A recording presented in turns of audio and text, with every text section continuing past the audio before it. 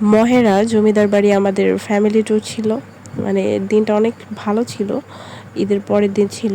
আমরা তো সবসময় ফ্যামিলি সহকারে কোথাও অত যেতে পারি না, কারণ হচ্ছে সবাই তো যার যার কর্মস্থলে ব্যস্ত থাকে, ভাইয়া বিদেশ থাকে, সো এরকমভাবে বের হওয়া হয় না। তো আনফর্চুনেটলি বের হয়ে গেছি। তো আমাদের ফ্যামিলির প্রায় ম্যাক্সিমাম সদস্য এখানে ছিল। আমরা মোট 12 জন ছিলাম। তো এগুলো হচ্ছে আমার ভাস্তি, মানে ওরা হচ্ছে আমার থেকে বড় হয়ে গেছে এখন, মানে বোঝাই যায় না যে আমার ভাস্তি। যদিও অনেক বেশি মানুষ ছিল, এই জন্য অত বেশি ঘোরাঘুরি করতে ভালো লাগেনি। তারপরে যেহেতু ফ্যামিলির সাথে বের হয়েছি, এই জন্য আর কি ভালো লাগছে। কারণ এত মানুষ ছিল, যেখানে কোথাও বসার জায়গা, হাঁটার জায়গা ছিল না। আর ইনি হচ্ছে আমার একমাত্র হাজব্যান্ড, আমার জীবনের প্রথম ভালোবাসা।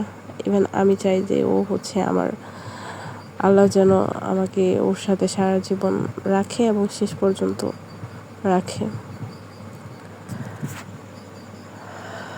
আমাদের সাথে আছে আমার হচ্ছে 3 জন ভাই।